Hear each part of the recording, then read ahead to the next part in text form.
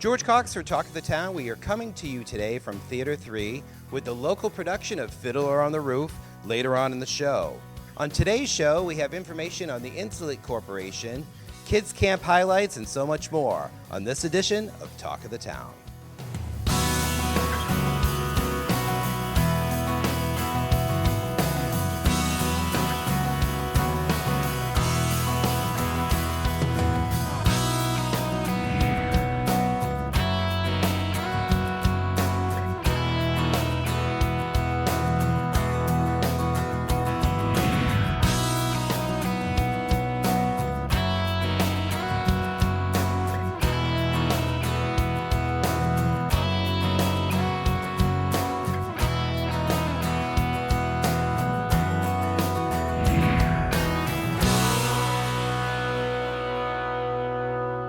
Dr. Edith Maxwell, author of Delivering the Truth, stopped by the Acton Historical Society, and here are some highlights.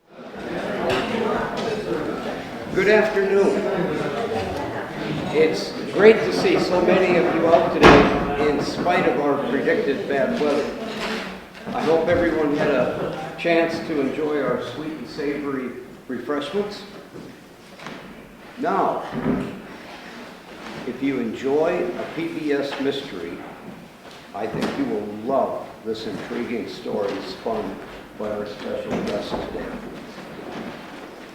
Dr. Edith Maxwell has authored 4 different mystery series, and this afternoon is going to introduce the evolution of her Quaker midwife books.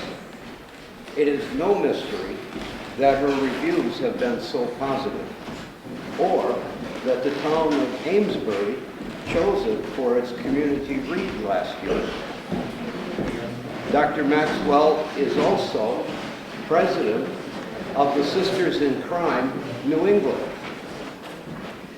We have been reading Delivering the Truth at our house and thoroughly enjoy the authentic period details and the engaging characters. A perfect book for mystery or history buffs. It's a pleasure to introduce to you Edith Maxwell, who will give us some of the backstory about how a midwife mystery is born. Thank you. Thank you so much.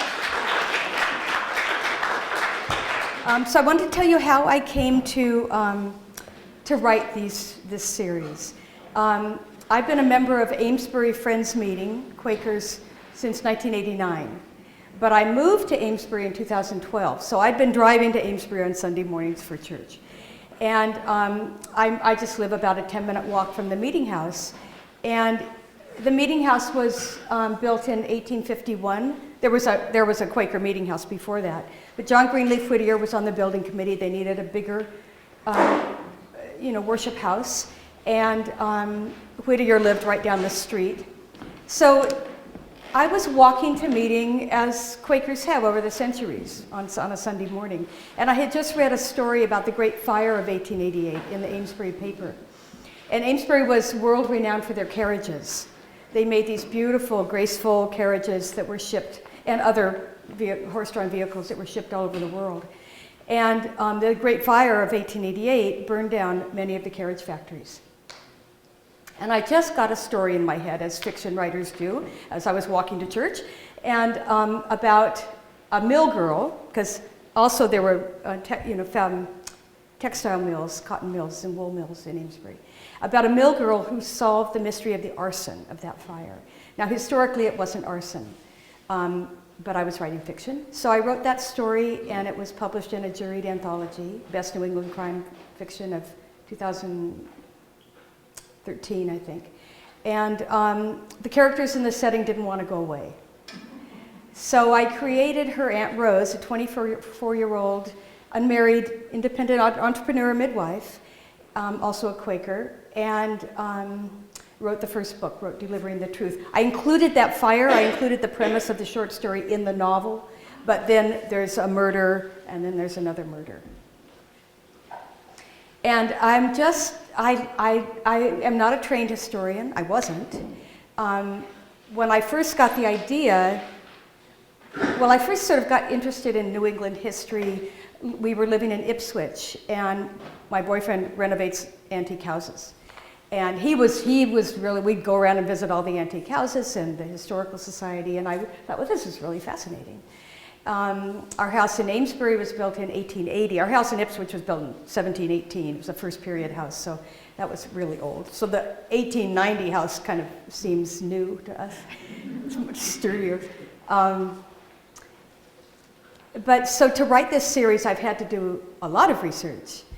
I mean, I have a dual role. I need to write a really good story that you want to read, that you don't want to put down, that makes you stay up late and be late for work and come in tired and stuff. But I also need to get the historical details right, or it'd be silly to try to write about 1888 or any time in the past. And you can see Dr. Maxwell's full presentation at actontv.org. Coming up next, Town Manager Steve Ledoux sat down with the president of the Insulet Corporation, Stacy Petrovich, about the proposed plant at Nagog Park. So I know Insulet was looking, kind of far and wide for a new facility. Can you kind of talk about your search process and how you kind of arrived at Acton? Sure. Yeah, we did look far and wide. We looked at dozens of facilities across the United States in many different communities. And we were thrilled to find the facility at 100 Nagog in Acton. It really perfectly suits our needs. And one really great thing about it is that it's close to our current headquarters in Billerica. And so, ideally we wanted to bring manufacturing closer to our customers, which the largest market is in the United States. And it's a benefit to have it also close to our current headquarters. And so we think the facility is a perfect solution for what we need today, and one that can grow with us as we grow over the horizon. Yeah, so I'm taking the location was what was most attractive to you? Yeah, location, and we also saw Acton as a community and the neighboring areas as an area with a very talented workforce that we could draw from. And so both of those things were incredibly appealing to us. Yeah, and I think from our perspective too, clearly your presence in the Nagog area is certainly going to be a boon for a lot of the businesses there with your employees and all that. So that'll be really. Yeah, where we see that real opportunity. I mean, we're thrilled and excited to be a part of the Acton community. But where we see the real opportunity to benefit the community is with the zoning expansion. So obviously, we're moving manufacturing there, but in a perfect world, over time, we would also move our headquarters team there, and that is 500 to 600 people who would contribute nicely to the retail and restaurant community in Acton. Do you know how long 100 Nagog has been vacant? I've been town manager for 9 years, and it's been vacant at least 9 years. So yeah, my understanding is the facility has been vacant for 15 years. So I think it was built in the 80s, and there was a computer firm in there for some time, but it's been vacant for 15 years now. So right now you're based in Billerica, I understand it. How many employees do you have there? Yeah. So Insulet, at the headquarters, we have 500 to 600 employees. And then we have another 150 to 200 employees that are field-based. But yeah, the vast majority of our employees are at Billerica at our headquarters. So all those folks will be moving over to the Acton facility? Yes, that's the goal, to bring them over. We will be creating new jobs, obviously, for the manufacturing facility as well.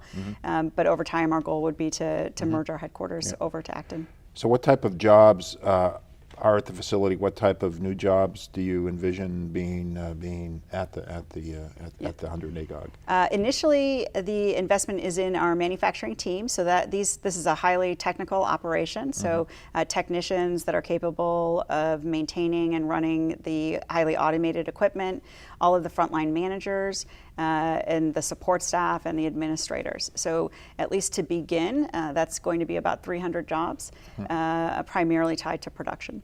Okay. What's your average salary?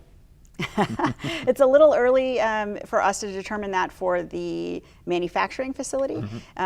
Today we're manufactured in China, and so we'll be creating all of these new jobs here in Acton, and we're doing all of the work to understand where we need to be from a salary and benefits standpoint. But we fully expect to be competitive. Yeah. What about your kind of your office the other jobs that'll be coming over from Billerica? Do you know what the average salary I is? don't know what the average salary is. It's Okay. a very wide variety of staff there. So we have administrators through to the executive team, across 600 people. So, but very competitive, and we've been growing nicely over the last few years.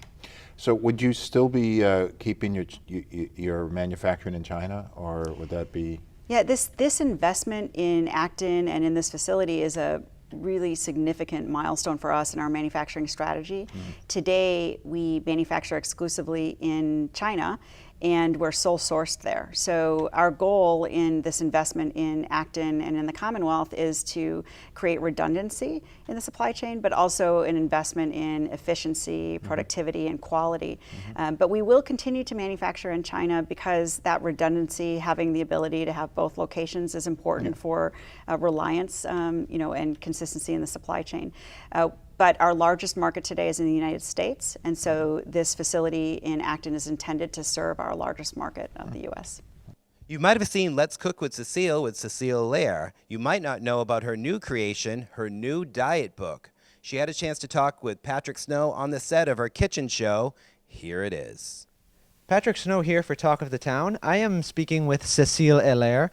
So we just had our 1-year anniversary of working with you, Cecile. You've been producing your show, Let's Cook with Cecile. We are astoundingly lucky to have her in the studio. For the past year, Cecile has been coming in and cooking us meals that we've never even known about before. She's been teaching us how to cook for ourselves using amazing natural ingredients that I've never used before. And I also recently learned you are actually quite a well-known published author in France.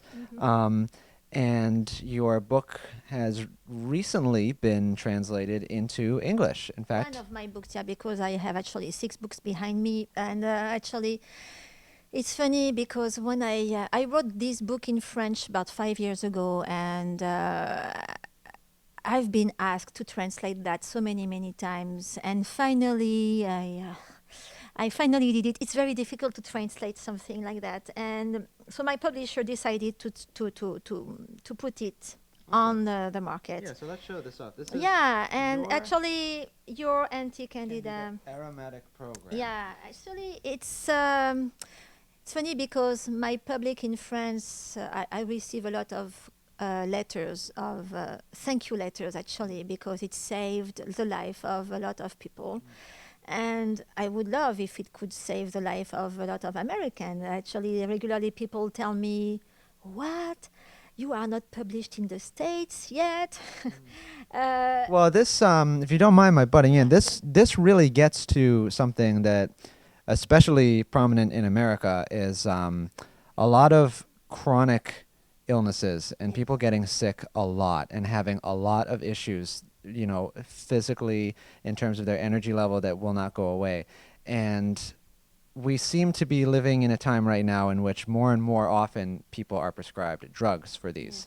And they go to treat one symptom and then another symptom, and then they get a drug for this symptom, but then it causes this issue, and then they get maybe another drug for that. And from what I understand, this book is a perfect way for someone who knows there's something wrong with going through all these drugs and looking for the right way to approach treating their body. You nailed it completely, because people feel less and less powerful in terms of controlling their health. They have an idea that food is there, food has something to play in there, but food is not the only thing. And when you decide to detox yourself from a lot of bad things that you breathe, you drink, you eat, you also have a lot of symptoms, and a lot of people are actually disappointed in the process and discouraged because they don't feel the support. They feel, when you start detoxifying yourself from many things, you start having tons of symptoms like headaches and moodiness, and you cannot sleep, or you sleep, or and most of the time, you cannot only rely on what is available for you in the pharmacy, which are drugs most of the time, but you don't know anything else. And if you go to the doctor, he won't be able to help you, because because it's not something that is taught at school either. At school, you are taught to use drugs because drugs are what the pharmaceutical industry makes, and pharmaceutical industry who pays for your medical school. Right. So it's always a big challenge, but a big satisfaction to give people ways to get rid of drugs, actually to do it without, but especially because drugs is what feeds most of chronic disease. So you're saying people might be going to a doctor's to treat a chronic illness and then being prescribed drugs that don't help them and actually make their situation Exactly. worse. Most of the drugs actually gives you the illusion that you have less symptoms, but that's it. Because on the other side, a drug is something that is not either vibrant, either living, either your body is not even made to support that or to deal with that, and you accumulate. Even, each time you take an antibiotic, for instance, you discard 80% of that in the toilet, but you keep 20% of it, and it's going to just ruin your gut flora. By the way, it's going to induce, better, more actually growth from your candida inside, which I talk about in that book, which will release more toxins in your body, which will give you more moodiness and fuzzy head and fatigue and joint issues and everything else. It's going to just produce more symptoms. And then you'll have to go see someone to help you with all these symptoms, and someone will give you just more antibiotics, which will not answer the source of your problem, which is not just getting rid of these antibiotics, just curing your gut, making it finally better, heal. And as soon as you take care of your gut, you realize that your energy is boosted, you don't have moodiness, you don't feel depressed, you don't feel anxious, you don't have your recurrent ear infection or bladder infection, or especially for girls.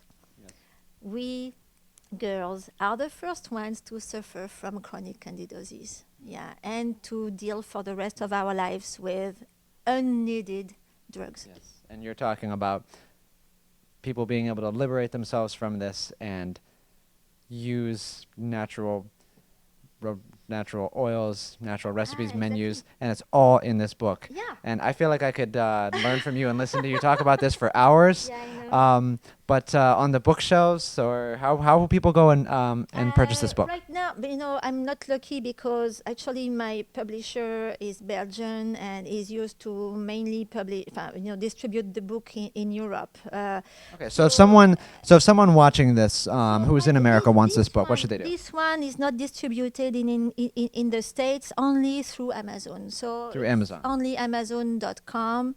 And this book will give you plenty of antifungal recipes, menus, ways to use essential oils so you won't have to deal with drugs anymore. Wow. Well, awesome. Thanks so much for being here today, Cecile. Very welcome. And the book title, once again, Your Anti-Candida Aromatic Program by Cecile Hilaire. And her show, Let's Cook with Cecile, airs on Acton TV and can be found on our website, actontv.org. Thank you again, Cecile. I look forward to more wonderful meals in the future. Yeah, thanks, Pat. Thank you so much. Bye, guys. Bye. If I was a rich man, la da da da da da da da da da da da da da. I don't know the words, but anyways, maybe you know the words, and you can come see Fiddler on the Roof that opens here at Theater 3 on April 7th. I had a chance to sit down with the co-directors. George for Talk of the Town. We are here at Theater 3 getting ready for the local production of Fiddler on the Roof with Tom and Marlene Wachtel, the directors of the show. Tell us about, your process of casting the show. Well, we actually had over 70 people come down and audition for the show. We had a great cast, potential castees to choose from. We had 12 people just for Tevye alone come and audition. So it was a long, difficult, but exciting process. Went through a lot of decision-making, auditioned everybody. They each had to dance, sing, and do dialogue as part of the audition process. And how much preparation does it take to put on a show here at Theater 3? It takes a lot of preparation. We actually started working on this, I would say, I don't even know what month it is now. Where are we? It's April, almost. And we probably started working on this in the fall. Yeah, we started working on the fall. We needed to get our team together, our production team, our producers, our music director, our stage manager, backstage, lights, sound, there's choreography. There's an awful lot that happens before you have auditions. And what can people expect here when they come to see Fiddler on the Roof here at Theater 3? What should they expect?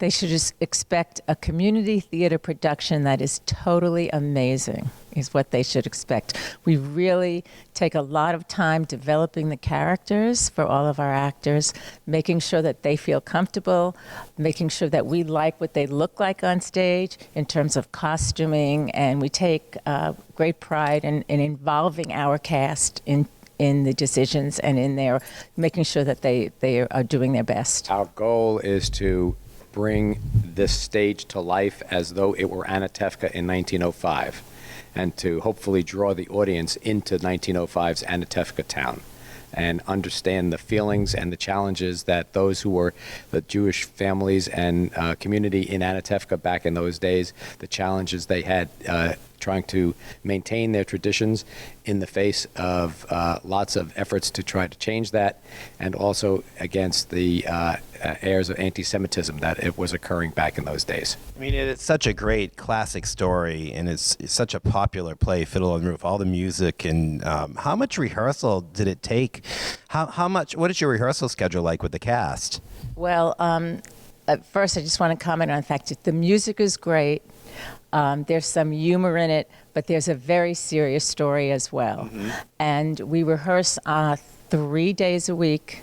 We actually started with music rehearsals even before our regular rehearsal started in January with some music and dance. But then we rehearse 3 nights a week, except for our tech week, which is this week, and they're coming every night.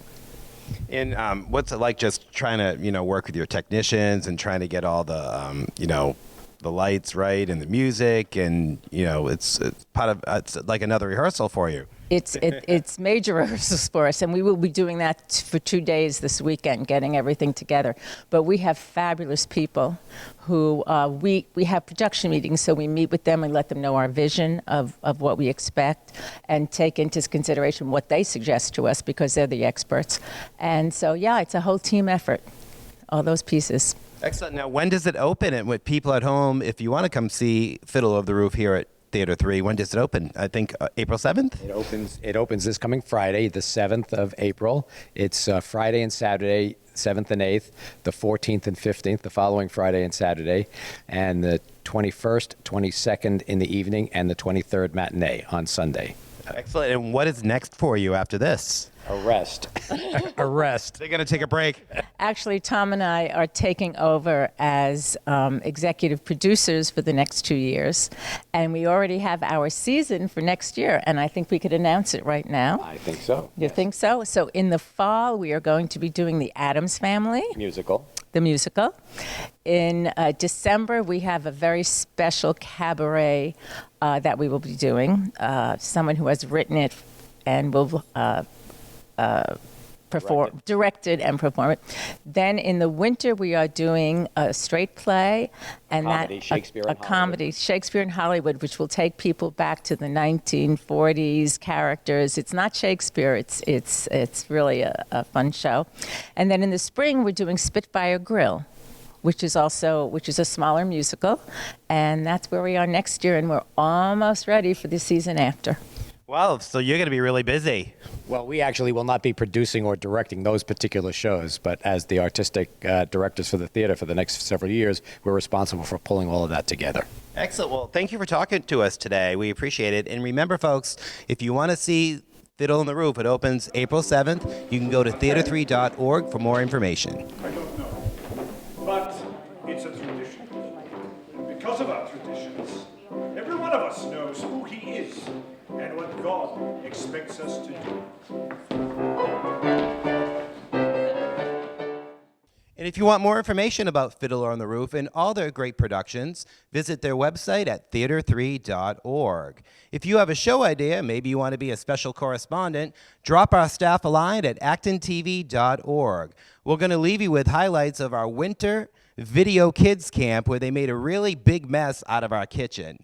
I'm George Cox for Talk of the Town. We'll see you again next time. Beauties and gentlemen, boys and girls of all ages, welcome to the Acton TV Cooking Contest. Today, we will be having 3 contestants split into 2 teams.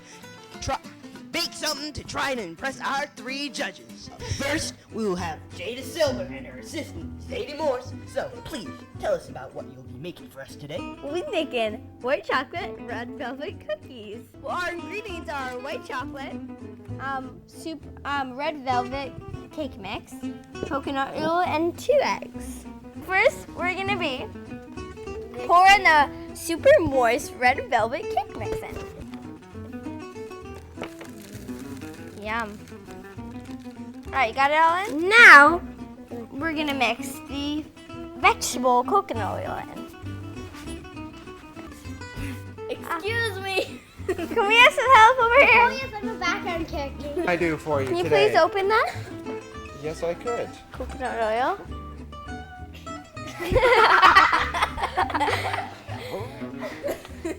Got it. Thank you so much. Coconut oil. Ooh, yum, coconut oil. Don't worry, our hands are washed. All right, take a spoon and let's mix it together. Oh wait, not yet. We gotta put the eggs in. All right, trash. They just look a lot like rocks. Remember to mix it very well so there's not big chunks of coconut oil in it. Are you ready? Woo! Aren't we supposed to measure those? All right, we put 1 bag in it. 1 bag, because this is enough. This is enough, Jada. So make little balls, and then so we're gonna make some little balls, and then. Ta-da! That's the 1, 2, 3. Welcome back to Acton TV Cooking Contest. Now, we'll be making grilled cheese sandwiches. One of the good things about simple recipes is that not much can go wrong. As Andrew said, grilled cheese is very simple to make. You just make a cheese sandwich first, 2 slices of cheese. You put on 2 slices of cheese. Okay, then you put butter on the top.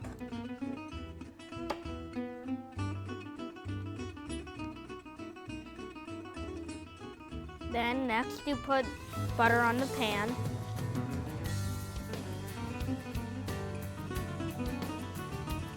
Okay, next we heat it up. Consistent.